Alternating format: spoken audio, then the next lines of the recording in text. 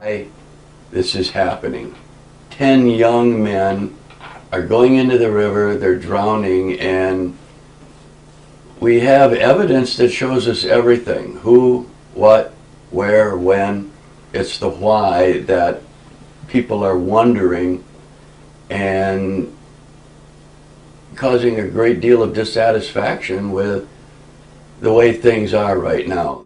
In the summer of 1915, there occurred what remains the worst disaster in Great Lakes history. The Eastland steamer ended up tipping over on the river. The people on board were thrown overboard, most of whom couldn't swim, and several hundred, more than 500 actually, passengers were trapped in the hull who had gone below deck, and the hull filled up with water and ended up drowning. So more than 830 people died in the Eastland disaster. The day of the tragedy, as loved ones, family members and friends helplessly watched the tragedy occur, there were actually a number of people gathered on the shore who themselves couldn't swim but who jumped into the river wanting to save their loved ones, who end up drowning also themselves. People say they feel drawn to the water, and people that say they feel compelled to jump into the water.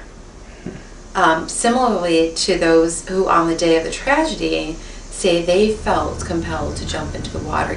So even over now almost a century later, we have people still that feel that same emotion of those that were there on the day of the tragedy, feel that same emotion of feeling compelled to jump into the Chicago River as those on the day of the tragedy felt compelled to jump into the Chicago River to save their loved ones. And I did mention the 1,600 people that they shagged out of the park.